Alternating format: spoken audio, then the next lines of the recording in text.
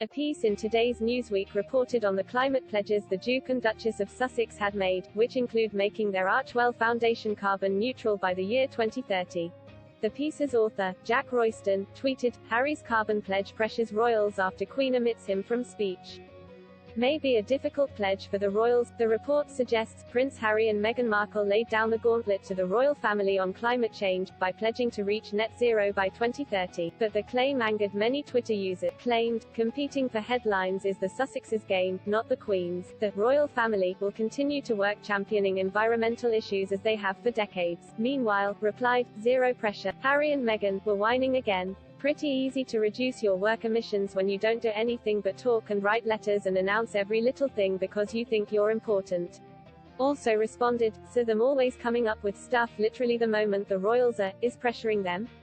Doubt it. They just jump on the bandwagon, while the royals use their real power to really change something.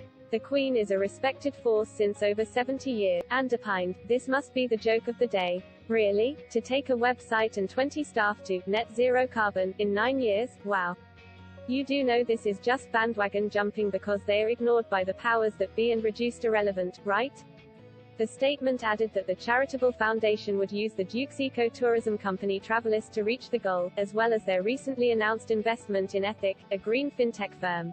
By comparison, royal fans drew particular attention to the way Prince Charles, who has often spoken on environmental issues, runs his Highgrove estate and business. According to the Highgrove website, wood pellet biomass boilers are used to heat the house, stables and offices. Most of the electricity is sourced from a renewable energy supplier and from solar panels on the farm barns. It added, staff cottages and greenhouses on the estate were heated using ground source heat pump.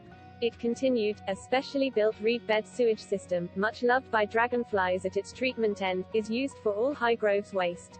In her virtual speech to the COP26 Climate Summit in Glasgow, the Queen mentioned her late husband Prince Philip, and said it was a source of great pride that his work, encouraging people to protect our fragile planet, lives on in Prince Charles and Prince William, but made no mention of Prince Harry. She said that while the work of world leaders for their people in the present is government and politics, what they do, for the people of tomorrow, was statesmanship. She added, "I, for one, hope that this conference will be one of those rare occasions where everyone will have the chance to rise above the politics of the moment, and achieve true statesmanship. It is the hope of many that the legacy of this summit, written in history books yet to be printed, will describe you as the leaders who did not pass up the opportunity, and that you answered the call of those future generations.